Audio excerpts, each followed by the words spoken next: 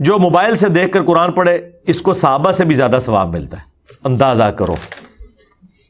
وہ کہانی بازو موبائل ہاتھ میں دیکھ کر قرآن پڑھنا. وہ کلپ میرا اپلوڈ ہے جس میں سے جملہ انہوں نے کاٹا ہے, وہ آپ خود دیکھیں. اس میں نے 7 جملہ بولا تھا کہ اب آپ نے صحابہ کو اور اپنے آپ کو کمپیئر نہیں کرنا.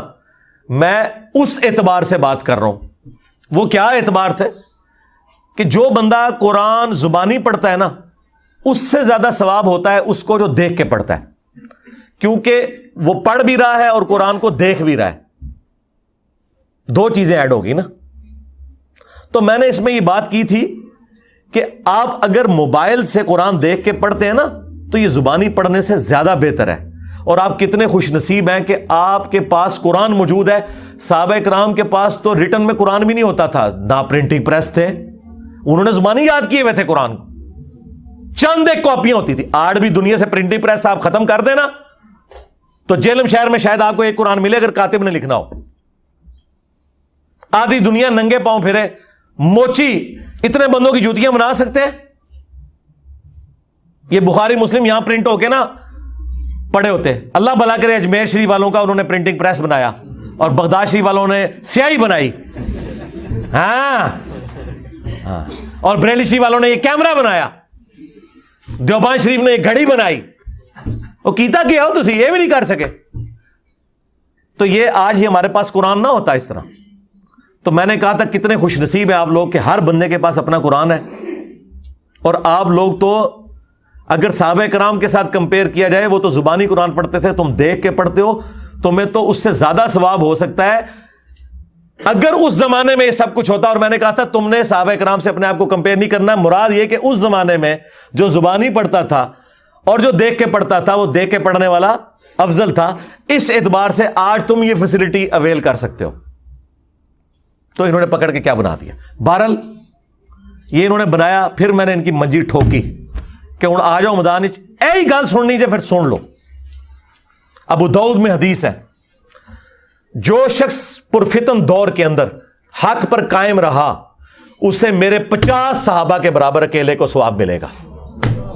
لاؤ فتوا نبی الاسلام دے ہوتے نعوذ باللہ تے برباد ہو جاؤ تسی بھی تے تواڈے بابے بھی. حضور کو کسی نے مشورہ نہیں دیا کہ جی قرب قیامت میں 50 صحابہ کے برابر ایک بندے کو صحابہ سے بڑھ گیا. جامعہ ترمذی میں حدیث ہے کہ اگر دین کے 10 حصے ہیں اے صحابہ تم 9 پر عمل کرو اور ایک کو چھوڑ دو تم ناکام ہو جاؤ گے, لیکن بعد والے ایک پہ عمل کر کے 9 کو چھوڑ دیں گے وہ کامیاب ہو جائیں گے. کیونکہ تمہیں تو یہ بینیفٹ ہے نا کہ تم نے مجھے دیکھ لیا ہے. ہاں اللہ نے ہمیں بھی دیکھے کمپنسیٹ کیا ہے, یہ ذہن میں رکھیں. مسند احمد میں حدیث ہے, ایک صحابی تابعین کے جھرمٹ میں آئے نا تو تابعین نے کہا کہ حضرت کوئی ایسی حدیث سنائے جو آپ نے خود حضور سے سنی ہو. تو دیکھیں وہ صحابی بھی کیسے تھے.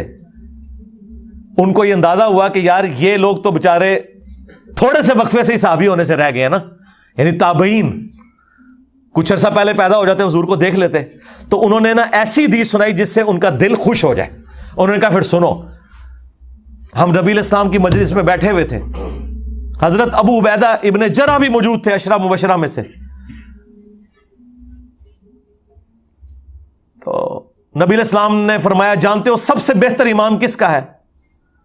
تو ابو عبیدہ نے کہا یا رسول اللہ ہمارا ہے نا, ہم نے آپ کی صحبت کی, آپ کے ساتھ مل کر جنگیں کی.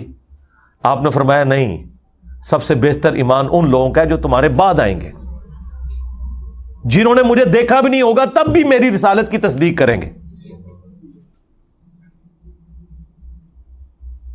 یعنی تابعین, تبع تابعین اور آج تک مسلمان. اب نبی الاسلام نے تو سیدھا سیدھا ایمان کے اوپر بات کر دی, کمبل سیٹ کیا. پھر مسند احمد میں حدیث ہے, صحیح ابن حبان کے اندر موجود ہے کہ جو مجھے دیکھ کر ایمان لائے اسے 1 دفعہ بشارت, جو بغیر دیکھ کر ایمان لائے اسے 7 دفعہ بشارت. اور مزے کی بات بتاؤں, اس حدیث کے اوپر امام ابن حبان, انجینئر ابن حبان, آج تو بعد انجینئر ہو گئے جائے. ابن حبان کوئی چھوٹا بندہ نہیں جائے, امام بخاری کے شاگرد ہیں ابن خزیمہ, انہوں نے اپنی صحیح ابن خزیمہ لکھی اور ان کے شاگرد ہیں ابن حبان. انہوں نے اس حدیث کے اوپر پتہ ہے چیپٹر کی ہیڈنگ کیا بنائی ہے؟ بعض اوقات کوئی غیر صحابی بھی اپنے عمل میں صحابی کو پیچھے چھوڑ سکتا ہے اور صحابی سے بہتر ہو سکتا ہے. انہوں نے اوپر اپنا فارم بھی لکھ دیا.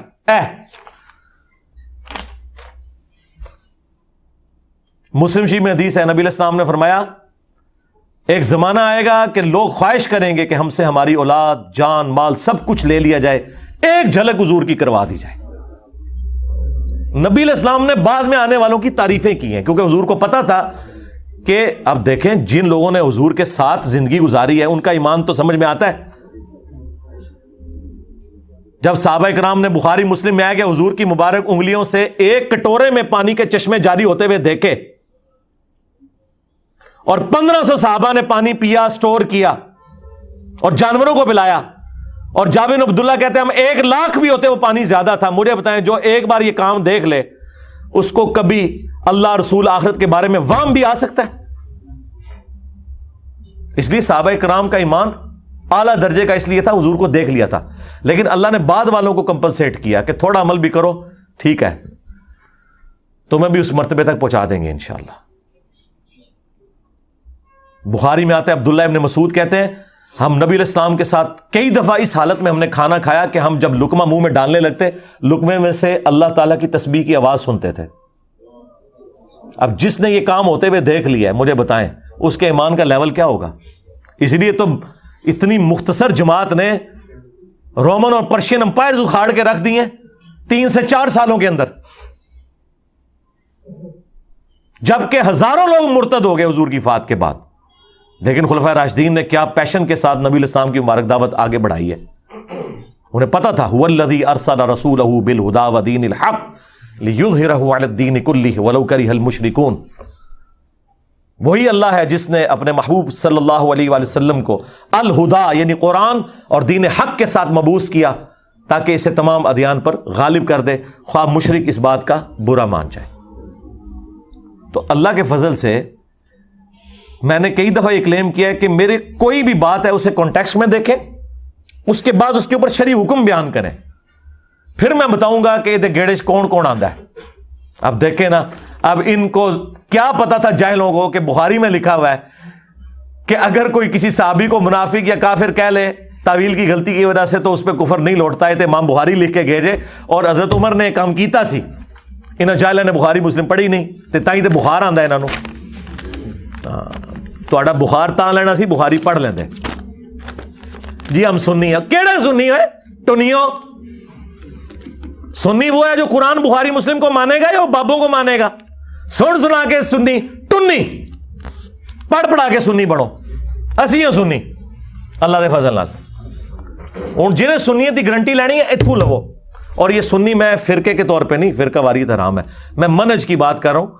سنی منہج وہ ہے جو خلفائے راشدین کو حق پہ مانتا ہے اور سیدنا علی رضی اللہ تعالیٰ عنہ کو بالخصوص ان کے مخالفین کے خلاف حق پہ سمجھتا ہے اور مخالفین کا احترام کرتا ہے. رافضیوں کی طرح ان پر لعنت کا قائل نہیں ہے اور نہ ناسبیوں کی طرح ان کا جھوٹا دفاع کرتا ہے. تو یہ لوگ ٹھیکیدار بنے ہوئے آئے دن کوئی نہ کوئی پاک چھوڑتے ہیں اور کوئی کام نہیں جائے, ویلے بیٹھے جائے. جنہوں کوئی تھوڑی جی کوئی نوع ہوندی ہے نا کہ یوٹیوب ہوئی ہے, انہوں نے کہنا اچھا وہ یوٹیوب ہے تو انجینئر صاحب چلو ایک فوٹو لا کے کلپ چڑھا دئیے اور روٹی روزی شروع. اور ننگی عورتوں کے اشتہار چلائے ہوئے انہوں نے,